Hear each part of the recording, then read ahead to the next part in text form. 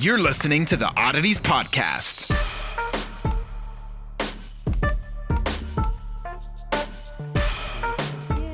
How old were you when you got into yoga? When I started practicing yoga, I was 17. But I grew up dancing, so I've grown up learning about alignment and balance and strength and stretch and all those things since preschool. If that counts. I don't know if you can What was count the dance preschool. you started with? Kind of dance? Well, most little girls start with Ballet? a combo of tap and ballet. Oh, can you tap dance? Oh yeah. Oh, that's cool. It's been a while, but I've got a few moves that are just Do ingrained you have into tap my shoes? body. No, not anymore. Uh-huh. Yeah. Did you like it? I did. I liked it a lot. It gives you a good sense of rhythm and timing and different patterns of emphasizing music. Do you and Baker ever dance? Do you guys ever at home do some? We're picking up on it. I've had some pretty cold feet about it for I don't know, a couple decades now. So it's hard to break out of it, but she is a really good yoga teacher and that transfers into being a dance teacher too. And so she's been giving me some beginner moves here and there. What kind of dance you guys do at home? Salsa dance steps have been the Salsa's most actually common. fun. I screwed around with it a little bit with a friend a long time ago, just on YouTube, like learning. Yeah. I always wanted to learn how to dance, like Yeah. legit dance, 'cause I don't know how. Yeah. So are you guys doing She salsa now? teaches a 101 class at Vital. I have. She's just Yeah, I she have has and I will. one. A Yeah, salsa so class? no. I did actually end up teaching a basic salsa move, which I didn't expect to do, but I did. But no, it's meant to be a general dancing skills, very, very basic concepts like timing and pattern and body direction and body parts and People have said I'm not good at sticking to the beat. You know what I mean? yeah. Like, is that easy to teach? You know, Or is that like an innate talent or something you're born with? Yeah, well, when I taught this last dance class, I try to use songs that people are very familiar with very clear beats and rhythms. Like "We Will Rock You" has a very clear pattern. So that was one of the exercises I used to try to really ingrain timing and pattern. So how much of dance is this like an innate talent and how much can be taught? I'm always curious about this because everyone could pretty much get better at something, whether it's cooking, dancing, singing, art, drawing, to a point. Yeah. And then the people who are just naturally talented and gifted or who are super passionate about whatever, blow right past those people. Like, so how Yeah. much is innate? I'm sure like any skill or any art or anything, there's people who are just naturally gifted or born with something, Yeah, I feel like if you've got an inclination towards dancing, it starts early because we're Yeah. introduced to music and you just can't help yourself. Was And that you as a so, little girl? yeah, oh my gosh, there's so Do many you have videos old of videos of you? yes, me in diapers in front of the I TV. saw a few of them. Yeah. Yep, they Yeah, exist. there's a handful of those. And Yeah. how did you two meet? We met at a friend's Easter picnic. Oh, okay. A mutual friend's Easter picnic, yeah. Oh, cool. Yeah. And how long have you been blowing glass for? So it's been like 7 years now. Yeah. And what was the thing what'd you do before that?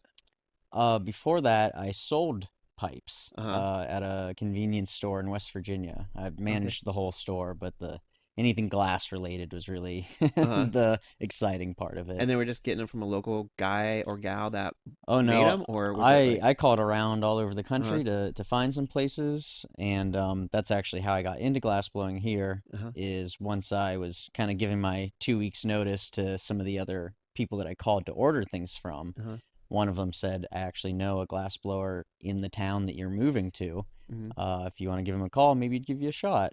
And so, yeah, one thing led to another, and I met up with him and he gave me a shot. And what'd you think the first time in there doing it, learning about it? Like, were you instantly hooked or were you like, oh, no? Oh, I mean, well, I walked in the door saying, can I please scrub your bathrooms so that I can just witness this? I didn't even go in there trying to blow glass. I just wanted to be in there. And that led to from cleaning to packing, all the package management, and to eventually he gave me a shot on the torch. And it was pretty daunting because it's very difficult. But it was also so exciting that it was easy to just keep going back to it even when things exploded or melted onto the ground or And did he just like take you under his wing as like an apprentice, or did he actually hire you and you worked there, or? he really he did the whole package Mm-hmm. plus some, from picking me up in the mornings because Oh, I didn't wow. have a car when I first moved here. He'd buy my coffees every day Wow, too. what a nice I mean, like the boss cherry guy, I on guess. top kind of a Uh-huh. treatment. But yeah, he would give me some of his time to teach me the things that he knew. Mm-hmm. There are other employees there too that he would be like, Jamie, can you hear show bake or something for a couple hours? And Mm-hmm. um, yeah, the whole 9 yards, from how each color interacts to just showing me different techniques. Mm-hmm. He really took me under his wing, is the right way to put it. Wow, that's interesting. And so, at what point do you have to, like, when can you just go off on your own and start doing it? Like, how many hours did you have to put in? He was Mm, supervising you in the beginning a lot, I yeah. imagine. And then, how long was it before you like out on your own doing it? Well, it took me about, oh goodness, probably about like 3 months before I could even make Mm-hmm. a pipe that was worth selling. But Uh-huh. even then, we're talking like a $2 pipe or something. Uh-huh. So maybe some real Uh-huh. abstract art I could do, but I have no like visual in my mind about what making. Have you gone and seen him make it? Oh yeah, I Uh-huh. love she's watched a watching lot. I'm trying to and like visualize. I should have watched a YouTube video or something because Yeah. I have nothing to reference because I'm trying to imagine in my mind what this process looks like. Yeah. Like, mm, how do you make a pipe? Like, how exactly do you make the bowl and then you have to have it be hollow in the middle? Like, how does hmm that even happen? There's so many steps to it, and Uh-huh. it's very abstract, but it's everything starts with a tube that's kind of like a drinking glass, Uh-huh. but it's about 5 feet long. Okay. So it's hollow on the inside, but has, a solid circumference all the way around. So the tube it's just a solid piece of glass but with like a tube in the middle. Is that what you're saying? And you just buy them like that, or? No, it's a full. You buy them in a case of Uh-huh. like about 10 to 12, Uh-huh. and they are so difficult to glass describe. cylinders. Mm-hmm. Yeah, it's cylindrical like a glass is, but just instead of being about 6 inches tall, Mm-hmm. it's 5 feet tall, Okay. and just hollow all the way through. Okay. And you just kind of melt down chunks as you want to use it. Uh-huh. They start with little straw-sized Uh-huh. pieces of glass. You use its handles. You weld onto it, and bit by bit melt it off, and then dump color in, or open it up and do How little do you dump the doodles. color in? Because obviously I bought some of your pipes. They're at Yeah. Oddities, guys. Come check them Yeah, out. come check But it like out. like when you have like the rainbow, like Yeah. of course I have no. I'm trying to imagine like how do you? I just imagine like some dye dropper where you're like Yeah. how do you get the color in there Kind of and this. like have it be straight or like wave? How do you do it? Yeah, How do you there's manipulate it? two different styles. There's frit, Uh-huh. which is kind of like colored sand, Mhm. and so that ends up being a lot of background color. So you just dump it in like a paint can basically, and it fills any empty space. Or to do a rainbow, where there would be lines of color, Uh-huh. you take colored rods that are about the size of your finger, but again, a couple feet long. Mhm. And as you melt them, you pull them really skinny like pencil lead. Uh-huh. And then once you have it real skinny like that, you can doodle on the inside or just lay straight lines down. For those rainbow Uh-huh. ones that I did for you, you lay down all the lines in order and then dump the black frit to cover all the negative space behind it Oh, that's so afterwards. cool. And Uh-huh. it looks like a funnel when it Mhm. starts because it needs to be open to put all those things in. Mhm. But you eventually just melt it down, and there's so many little minute details in between melting it down Uh-huh. from that into being the kind of shapely form that a pipe has. Now, obviously I have the pipes that I bought from you. Yeah. What's like the biggest thing you've made out of glass? Have you made like a bong or like anything huge or giant? Like, Yeah, the uh-huh. not often. Uh-huh. We're kind of limited by the size of our kiln because Uh-huh. anything you make needs to be able to go into this oven, Uh-huh. basically. But the biggest thing I ever made was actually a present for my little brother. It was a mounted deer skull with like deer antlers and skull and Wow, everything, you made but a it was deer all skull with glass. antlers? Yeah, it was Dang, all man. glass. He's a big hunter, and Uh-huh. so I knew he would appreciate that, and it got pretty big. I, Uh-huh. I had to make it in sections and then kind of weld on the sections. So how do you like make the head though? Do you make a mold that you done like how do you form that? Yeah, so there's different tools that you can Uh-huh. use that are all made out of graphite. Metal gets too hot that it ends up sticking to glass, Mhm. but graphite for some reason doesn't stick when it touches it. Uh-huh. So kind of just like the pipes, they all start out as either like a funnel or as a bulb with color. And then as I melt it down, using those graphite tools to kind of like put indents where like eye sockets would be, or sometimes you pressurize it with air to pop a hole so that you can like put where the nostrils would be. So you're just doing this freehand, kind of just making it as you go. Yeah. Dang. So you have to be like an artist, huh? Yeah, Pretty much. It's definitely one of my projects that I'm pretty proud of. How do you, so you put it in the kiln when you're heating it up, right? Once it's done. Once it's done, and does that cool it down? Is that what happens in there? It stabilizes it. Because so you put it in the kiln when you're done, or even in between stages. Like this one, I said I had to weld on a few times. When it's out in the open air, it cools down. But you're working on one spot, so half of it is super, super hot as the other side is cooling. And glass can be 5,000 degrees in melting or in freezing temperatures. It's the transition that makes it crack and explode. Oh, okay. So the whole point of the kiln is just to stabilize the heat in between stages. They would literally explode? Oh, yeah. Oh, I've certainly had things explode. Have you seen that? Melanie? I haven't. No. No. Is it like a everywhere? It can be. Wow. It can be. Crazy. Yeah. Sometimes it's just like a crack and then like it falls apart. Just, what's your gear you're wearing? Are you have like goggles on and like gloves, like heavy duty gloves? None of that? No, you have glasses, but that's kind of it.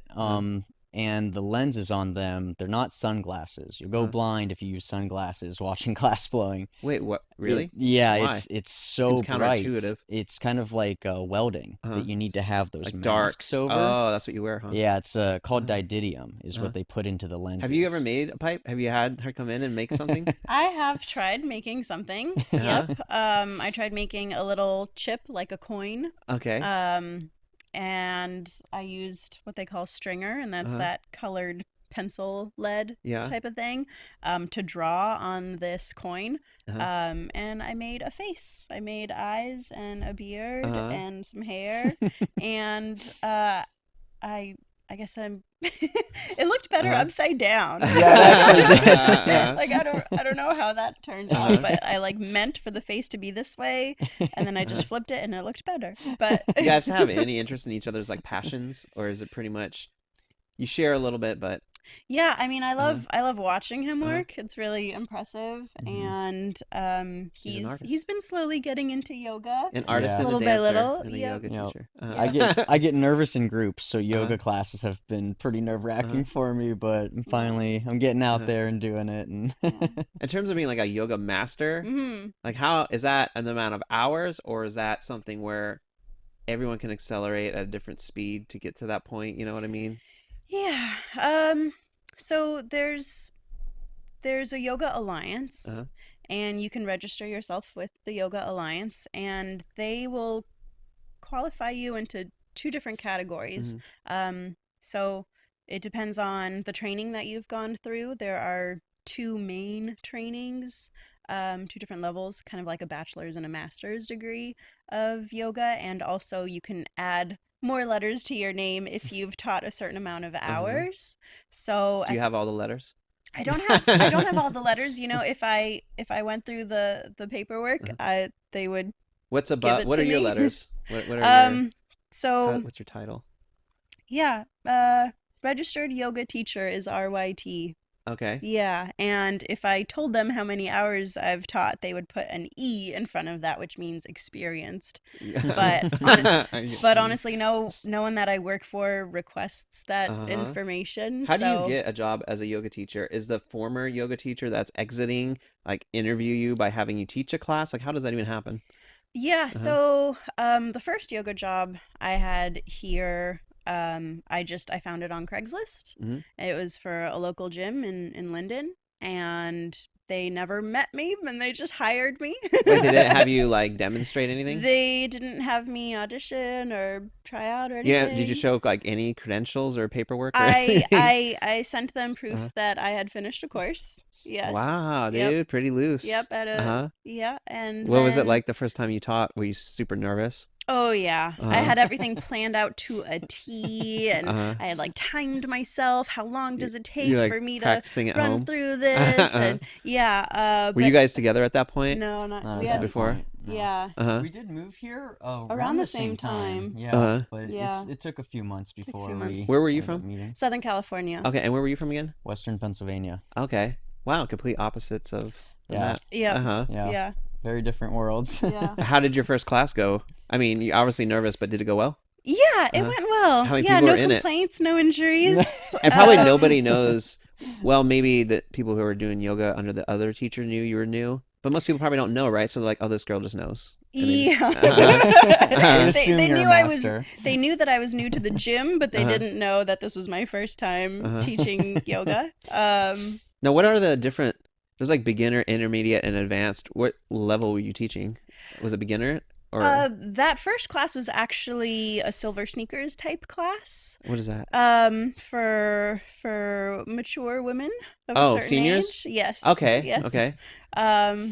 So I would qualify that as Mhm. closer to a beginner class. But Yeah. you know, they were there looking for a workout. Uh-huh. So still kept the pace up. How do you decide how long to hold a pose? That's a good question. And I try to take cues from my students You and see who's shaking? Yeah. How many are shaking? Basically. Try to read the room. Yeah, and with yoga it's tricky because sometimes holding a pose for a longer amount of time makes it more accessible, and in other cases holding it for a longer period of time makes it more challenging. Mhm. So it's taken some experimenting to figure that out, but all of my students have been pretty forgiving and pretty able, and you don't really know what you're signing yourself up for when you go to a class. So What's everyone's just your on board. hardest pose for you personally? Do you have one that you struggle with or that's challenging? Yeah, a pose I'm working with now is side crow. Okay. And crow took me 100 tries. I don't know what that is. We Yeah. can't have you demonstrate, unfortunately. Not quite. Can you kind of describe like what it is? Or? Yeah, so side crow, if you imagine coming down into a squat. Okay. So your knees are completely bent, your hips are down low, close to your feet.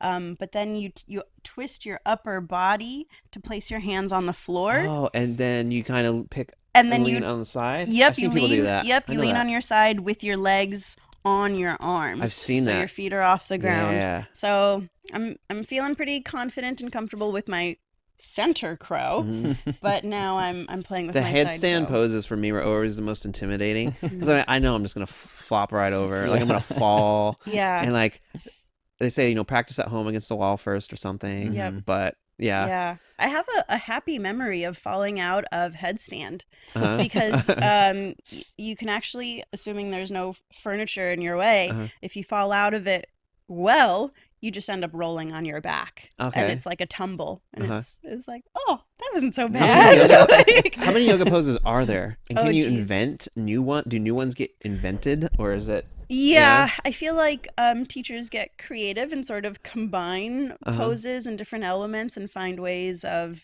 adding a twist to poses. So it's really infinite. Yeah, there are hundreds of yoga poses. Are you like learning new ones always, like from friends who are also teachers or just online in general? Yeah. I do learn new poses and new ways of coming into poses and just remember poses that people don't practice quite as frequently. And so being reminded of those poses by other teachers is nice too. How long have you taught at Western for? About 5 years. And 5 days a week? 5 days a week. And some days 3 classes a day? Sometimes 3 classes a day. A beginner, intermediate, and advanced, right? I imagine. There isn't really an advanced. When I teach the students, it's specifically a beginner class, an intro to yoga class. And then you also teach professors too. I also teach staff and faculty. Okay. Yeah, and they are adults who have been showing up to my class quarter after quarter, so we try to build on it, and they are more advanced than my students are. Okay. My students. Do you ever get nervous or anxious teaching a class, or are you way past those days now? Or do you still feel a little nervousness? I started subbing at a local studio recently, and their classes are 30 minutes longer than I'm used to Is teaching. that an hour and a half then? An hour and a half, yeah. So the first few times I subbed there, I was a little nervous and intimidated because I was like, okay, don't do it too quickly. Like, I really need to fill this time. And so that's the last time I was nervous. But at this point, I'm just a feeling pro pretty now. comfortable. Yeah. You ever thought about opening up your own yoga studio? I have thought about it, but it's not something I want right now. Yeah. It's a lot of work, and I feel lucky to have what I have. Do you do private yoga sessions? Has anyone ever been like, hey, do you do private? I have done them in the past. Yeah, I'm open to doing them in the future. I kind of practice on this one. Yeah. I'm the guinea pig. Yeah, he's the guinea pig.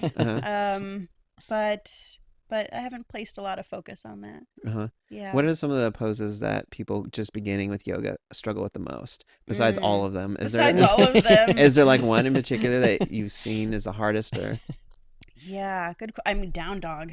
Down dog is a spicy pose. It is hard to hold. It is easy to slide, and it's hard to stand your ground. It was very difficult for me until I realized I could use some strength around my elbow, and that made such a big difference. What do you mean? Like you bend your elbows a little bit to support yourself? Or do you lock your elbow or no? I think I try not to lock my elbow, but to sort of engage the tissues here, and that helped me stand my ground more firmly, because otherwise your hands kind of slip around. And is that just you engage that by just moving your hands a certain way? It's a mental thing. You just focus on that muscle. Yoga teachers know their bodies in a way that I feel like no one else can. Yeah. Well, it's true. Like when you're doing those poses, you try to like imagine different muscle groups working or activating to try to like hold them. Yeah. It's definitely helps you develop body awareness and just spatial awareness of knowing where different body parts are in relation to each other. And then in a completely different way, Savasana is also can be very difficult, because that's the opposite of down dog. That's you just lay there on your back, and I'll see students fidgeting or tapping and wiggling around, and it's really a practice to be able to be still. It seems like there's two things that people struggle with. One, sitting quietly, like whether you're meditating or just laying still. Like people, even adults, like little kids, have a hard time. Like the hardest thing is just to sit alone in silence in a room. Like you just freak out, or like so being completely still or holding something for very long. We like to be in the middle where we're kind of moving and fidgeting all the time, but not completely still, not completely like. Yeah. Do you guys have like glass stuff all over your house? There's a fair amount scattered around. Yeah. I spend more time trying to sell it than keeping it, though. So. Have you gotten any birthday, anniversary gifts, Christmas gifts that were glass? I have. Yeah, I've gotten some cool necklaces with opal in them. Nice. My mom's gotten a few creative vases. Yeah. What's your IG again, Baker? Shout that out, because you post some of your stuff on there. Thank you. Yeah, it's Bakery90. And do you have a website as well? Yeah, bakedglass.net. Yeah. And can people order on that, or they have to email you or call you or get a hold of you? You have to email me, but there's a little form there, a messenger that you can just send me a message and I can pick it up. And you're down for custom orders? I'm very down for custom orders, yeah. How many pipes? Oh, go ahead.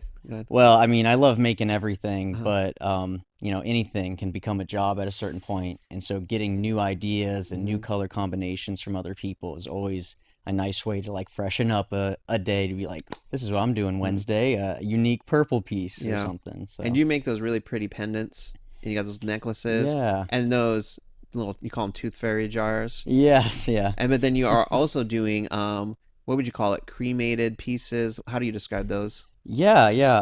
A friend of mine coined the term glashes, and it's putting loved ones' ashes into glass so that it can be viewed instead of just stashed away into a drawer somewhere. You could either wear some of the things that I make or set them on a mantle like you would maybe an urn.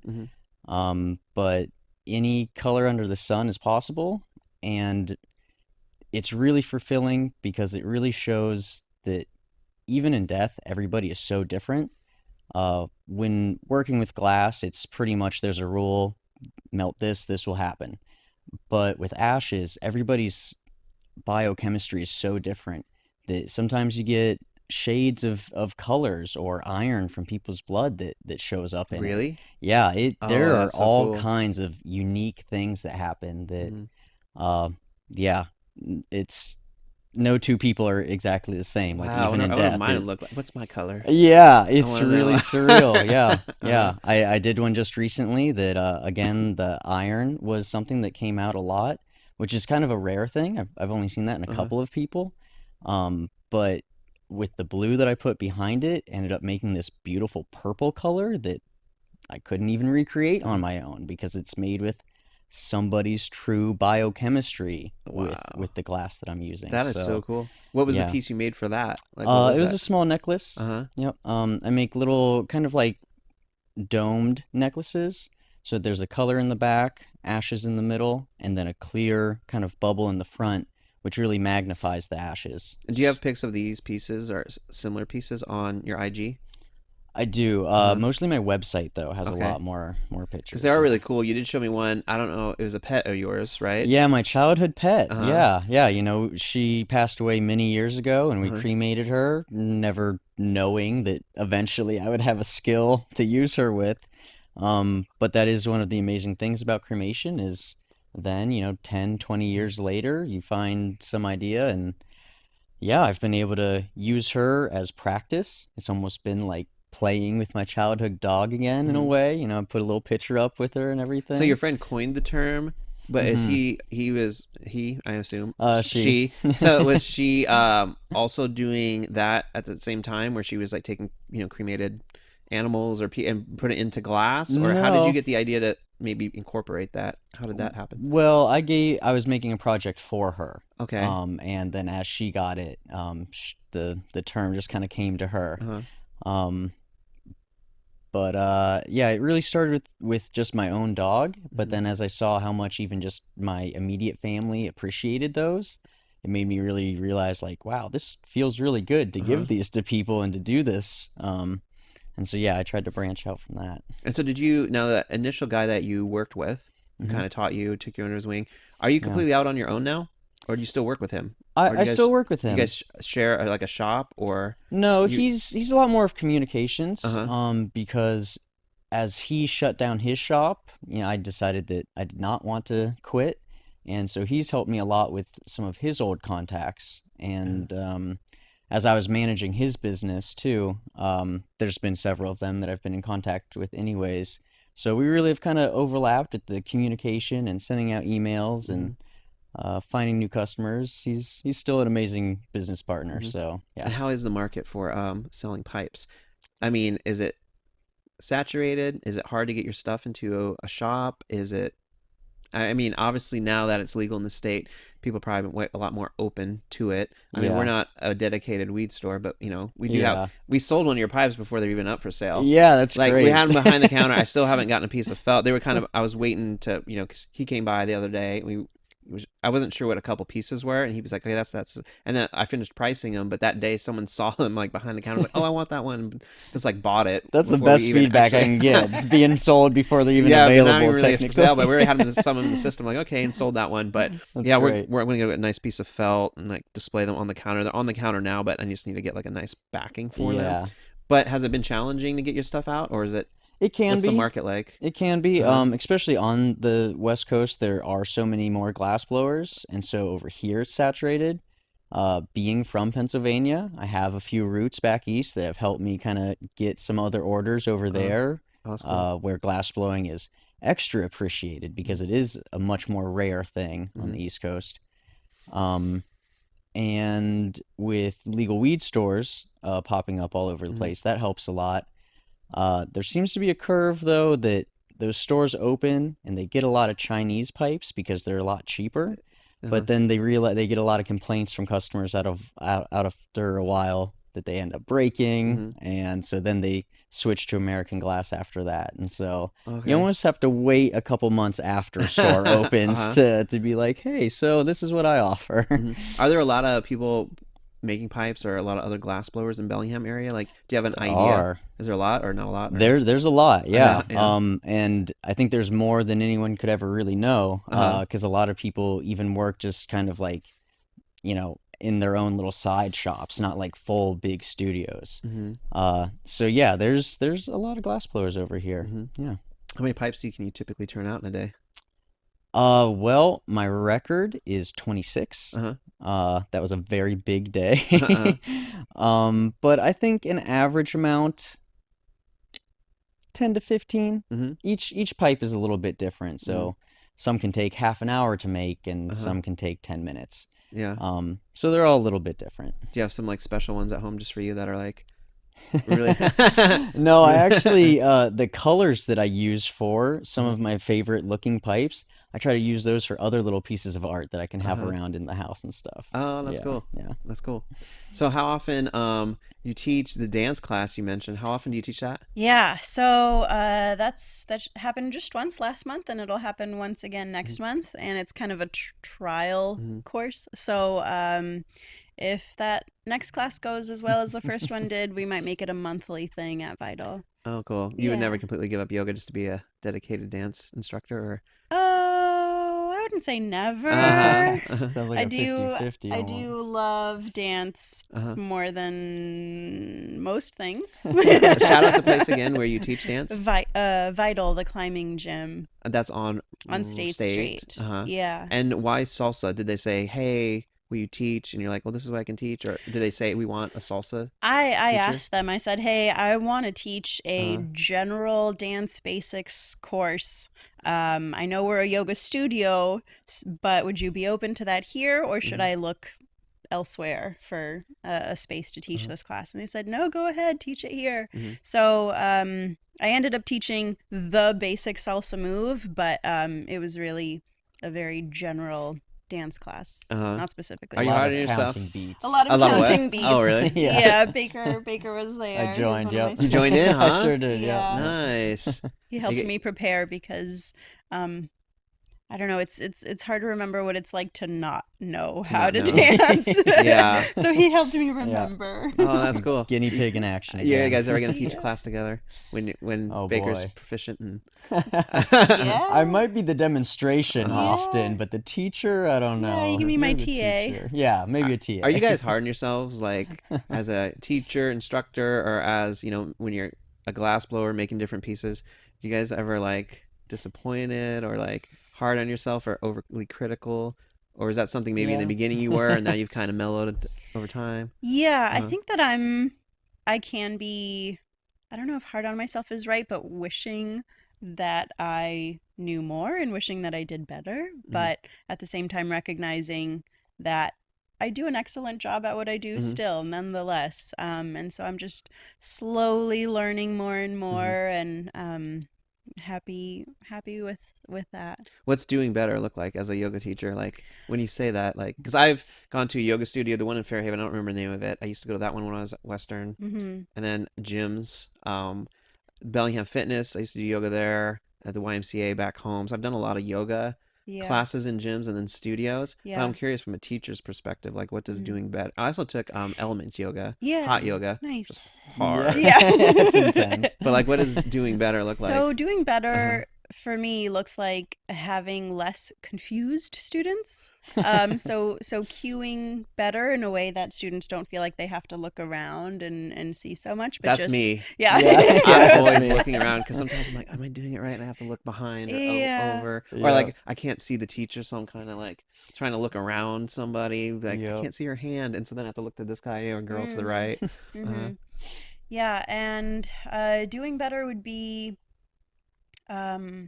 offering more hands-on assists. So sometimes some gentle pressure in this direction or that direction will help a student understand the goal of a shape better. Let me just intervene right there on that, because I had done for the longest time just yoga in like gyms, like the YMCA was the first one I did. And I don't want to like shout out places, but my experience for gyms is that there's just a teacher at the front running you through. Yeah. And the first time I went to a yoga studio, the instructor would show the pose in the front of class and then walk around Yep. and push Yep. or adjust. And it's amazing how much harder it got all of a sudden. Because he might move my hip or my shoulder or whatever. Uh-huh. 'Cause my posture wasn't quite right or whatever. Yeah. I was like, oh my God. Doing it it really the is correct that way is hands-on. hard. Because in a gym, like you don't know really if you're doing it right. You're just looking like, I think I'm doing Mhm. it right. Yeah. But it's night and day difference. Yeah. It was eye-opening to go to an actual studio because I'm like, oh, they're actually like showing you hands-on, physically moving your body so you're in the correct thing. We're in a gym, and these are just the gyms I've had experience with. You have no idea if you're doing the right pose. Yeah. And that's what I love when the teachers come around and like Yes. tweak you. Give you Yes. feedback, Yeah. Yeah. I love that too, and that's something that I'm it's a skill I'm developing to be confident with those hands-on assists. Let's get sexist for a second. Who's a faster learner at yoga, men or women? Oh.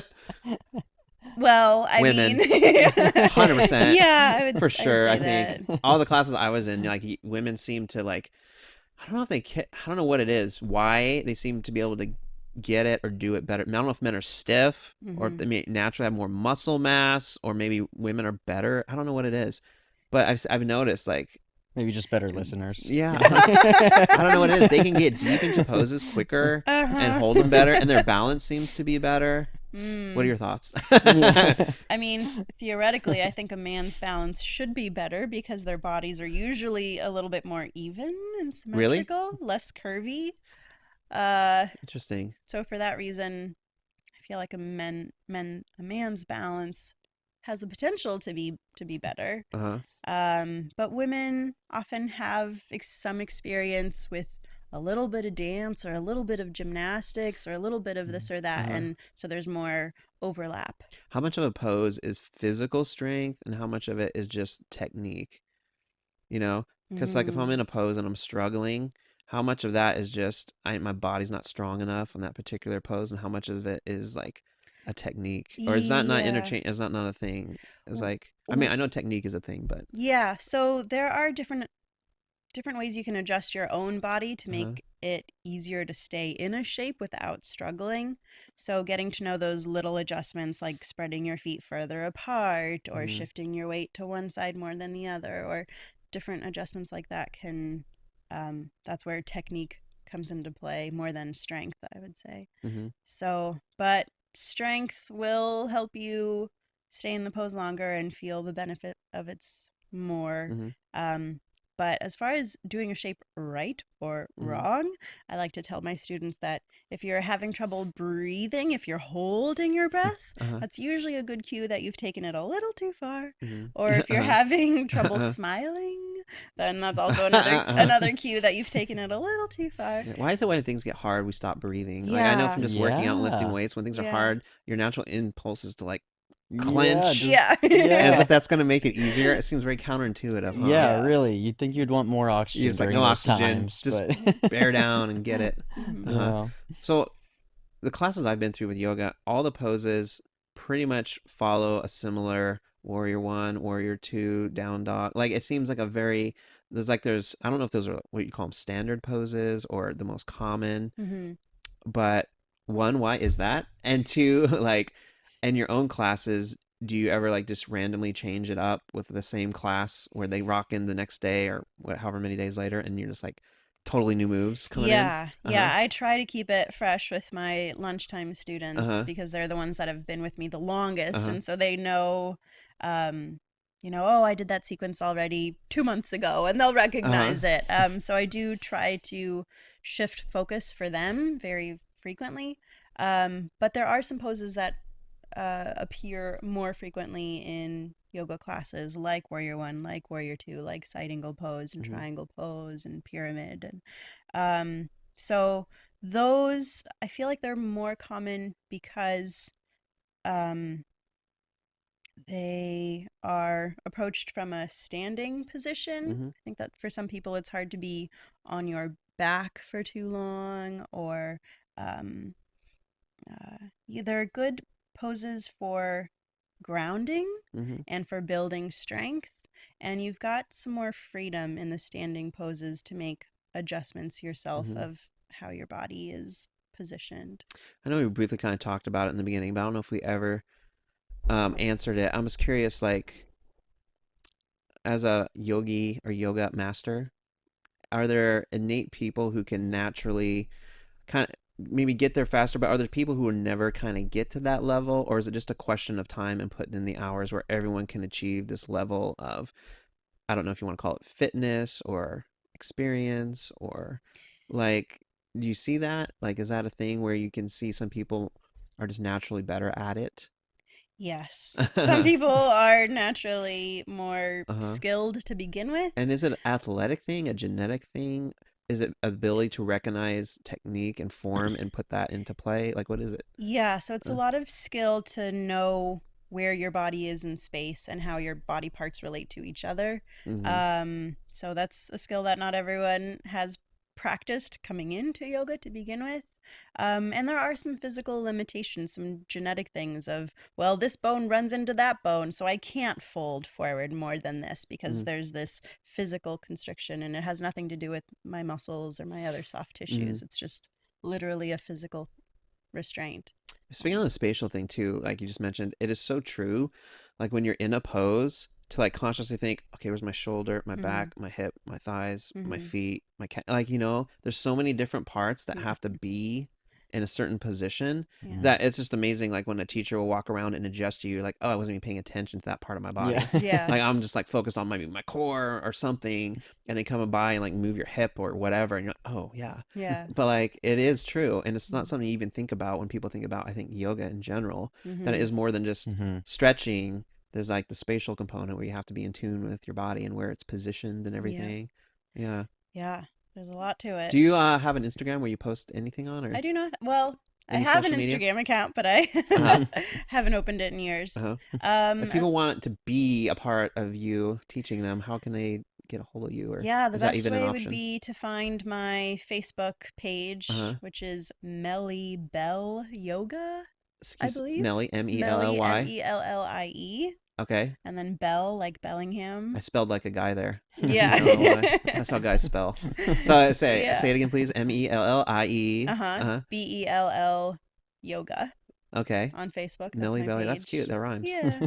How'd you come up with that? Is that Yeah. a nickname from Yeah, I Melly? have a my best friend from high school's name is also Melanie, Uh-huh. and she started going, or her family calls her Melly, and that was the Mhm. first time I heard that, and I was like, I like that better than Mel, Uh-huh. because some people call me Mel sometimes, and Melly I think just Uh-huh. fits me a little better. And what days a week do you teach? And you said once a month you teach at Vital.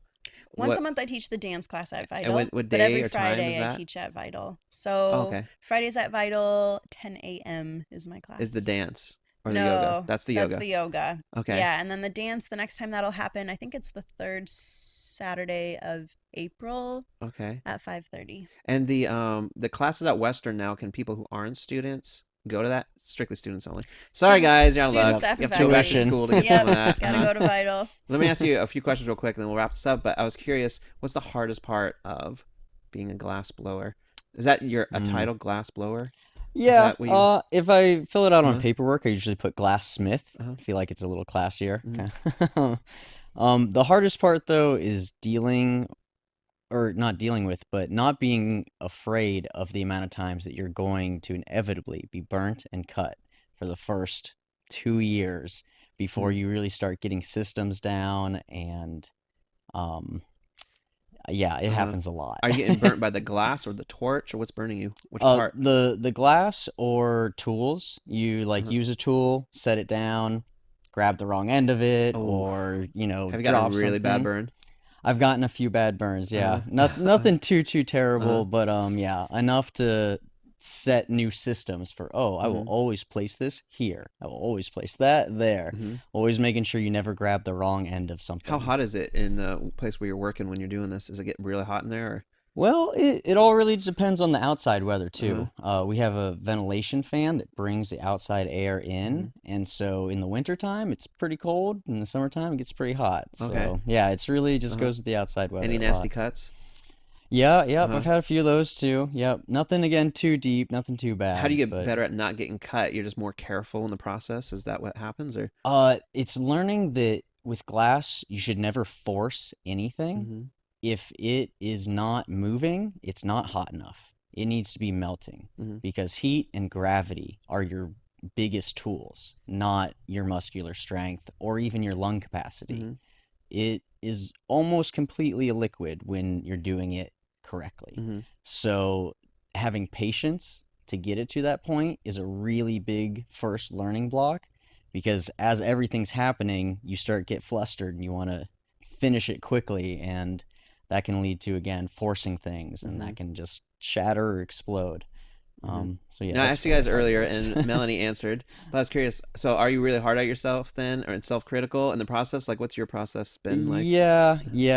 I can be, and it's has stopped me from doing some new things sometimes, because it's like, oh, if I try to this new technique and it blows up, it's hard to deal with sometimes. But that's honestly why I really like getting custom orders from people, because it gives me a new thing to do where I think I just want to get it done well enough that I don't even take the time to be hard on myself. If I'm maybe just playing around, then I can be hard on myself. But when I really want to get a project done for someone, I think that drive gets me through that part of it. So. Is there ever a point, like, when you have a finished product for somebody that they asked you to make, and maybe you mail it to them or you give it to them? Is there always like a point where you're holding your breath, like, okay, I hope to hear, like, that anxiousness to hear back, to make sure that they don't?